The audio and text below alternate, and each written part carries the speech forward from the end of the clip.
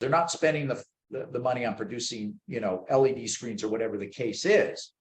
They recognize that where their real value is in their intellectual property assets, and that if they focus on them, if they use an IP management strategy, if they use licensing, they can reduce their overhead, they can improve the overall profitability of the business, and they can generate revenue that at a higher gross margin, profit margin, than they were trying to produce the products themselves. And this is the same thing you can do. And again, as Toussaint pointed out, it doesn't matter, small, mid-sized, large business. This is the same kind of strategizing you can do to figure out what can we do through licensing to increase our revenue, lower our costs, improve our profit, whatever the case is. This is a prime example. I mean, revenue is in there, as I said, but here they're getting out of the hard assets. Here they're generating revenues on licensing. So you can see that there's layers to this licensing strategy. Just a point to hammer on there.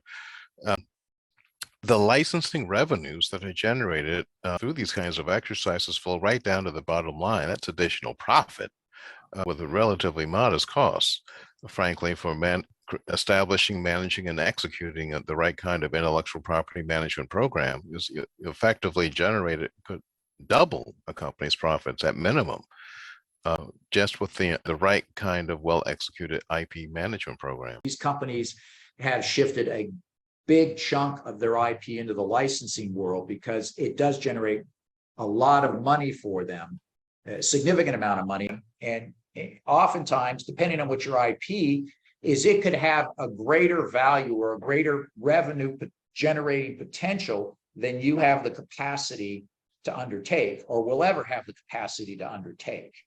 Today, it's about the fact we've developed an IP that we could generate hundreds of millions of dollars more by deploying it into the market than we would ever have the capacity to do on our own. Ultimately, it can be far more profitable than trying to do it yourself. So if the market is changing today, if it's getting more competitive for you, if costs are going up for you, if your customer base is eroding, this is your opportunity where licensing as your strategy can come in and say, you know what, how can we use a licensing strategy to be able to adapt, to change this market? And for a lot of companies who move out of the production, the heavy asset side, this is what they become. They become innovators that are nimble and agile, because what you have the ability to do is your IP asset can move and change and go into markets and be adapted. That's what your licensing strategy enables you to do.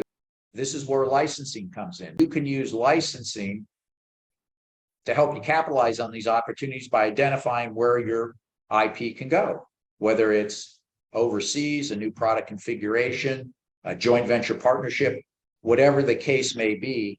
This is how your strategy works. It gives you the opportunity to ebb and flow. So in a lot of ways, it becomes very fluid. It's actually working with a very fluid asset.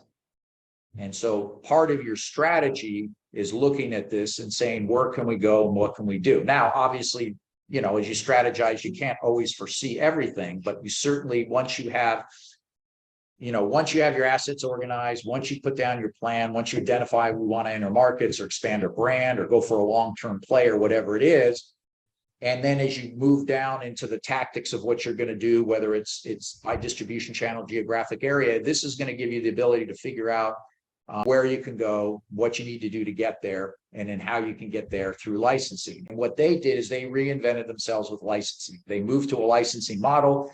They capitalized on their brand. They capitalized on their underlying technology, and they moved into a form of security. So now BlackBerry focuses on licensing in its technology to help others, communication devices, communication companies, in helping to offer security to their companies, their customers, their brands, their products, whatever it is.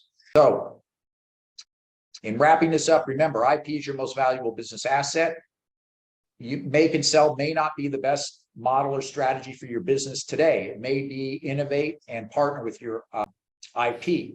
You need an effective IP management strategy. You need to manage your assets. That's important.